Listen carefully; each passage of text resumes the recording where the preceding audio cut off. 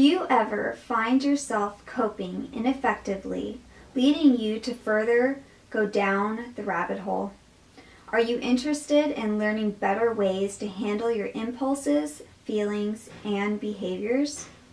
Hello, I am Jennifer Hill, a licensed professional clinical counselor. Today, I am going to discuss how to identify unhealthy defense mechanisms and how to improve your coping skills. The first unhealthy defense is denial. This is learned at an early age. Many people use denial in their everyday lives to avoid dealing with painful feelings or areas of their life they don't wish to admit. The second form of defense is regression, when someone reverts back to an earlier stage of development in the face of unacceptable thoughts or impulses. This can lead people to refuse engaging in normal, everyday activities.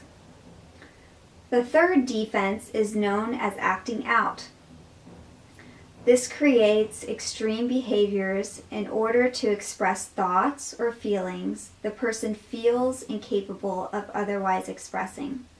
Instead of saying their feelings, they may hit or throw objects. Self-injury may also be a form of acting out to express physical pain rather than feel emotional pain. The fourth defense that can be scary is dissociation. Say that 10 times fast. People who have a history of any kind of childhood abuse often suffer from forms of dissociation. People who use dissociation often have a disconnected view of themselves in their world. They live temporarily in a different reality that is not cluttered with unbearable thoughts, feelings, or memories. Compartmentalization is another defense that is viewed as a lesser form of dissociation when people have separated their awareness and behave as if having separate sets of values. The sixth type of defense is called projection. This is when people transfer their undesired thoughts, feelings, or impulses onto another person who does not have those thoughts, feelings, or impulses. Projection is often the result of a lack of insight and acknowledgement of one's own motivations and feelings. Repression is another defensive tactic. This occurs when people are blocking unacceptable thoughts, feelings, and impulses unconsciously without having any control over it. In my office, I use EMDR therapy, which is very helpful for opening former repressed memories. The eighth defense is called intellectualization.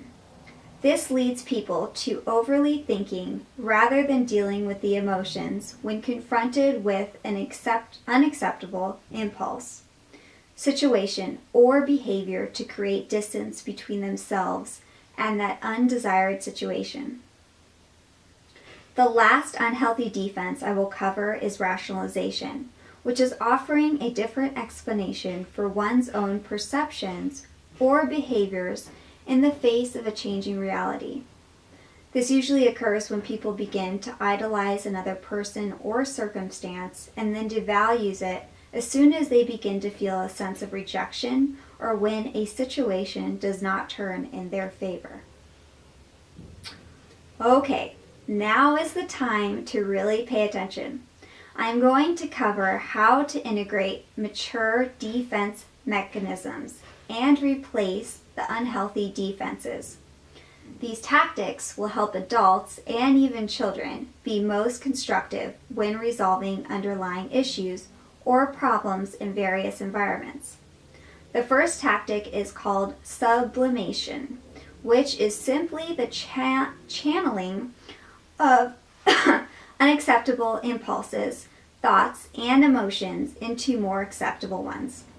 By reinforcing harmful impulses into productive use will decrease the anxiety. Sublimation can also be done with humor to reduce the intensity, or fantasy to channel unattainable desires into imagination. It helps people look at a situation in a different way or focus on aspects of the situation not previously explored. Another mature defense is compensation. This occurs when people counterbalance perceived weaknesses by emphasizing strength in other areas. People must recognize they cannot be strong at all things and in all areas of their lives. Compensation helps reinforce a person's self-esteem and self-image. The last mature defense that I'll be covering is assertiveness.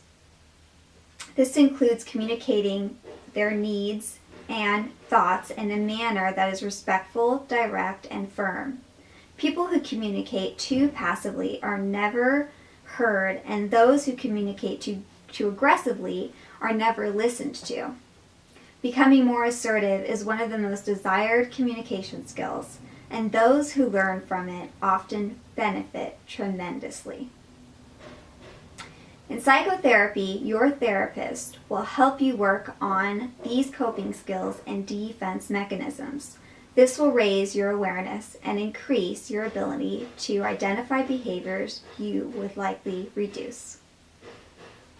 If you found value in the content of my video and you know someone that would benefit, please like, share, or comment below. Subscribe to my YouTube channel. For additional resources or to book a counseling appointment, visit my website at jenniferhillcounseling.com. My private practice is Jennifer Hill Counseling, located in Carlsbad, California, and our doors are always open and ready to help anyone. Be sure to tune in every Friday at 2 p.m. for a new video on a mental health topic. If you have questions, would like to discuss a specific topic in details, want to know more about how you can help someone suffering, or want to know more on how I can help you, please leave your requests in the comments below. Thank you for watching.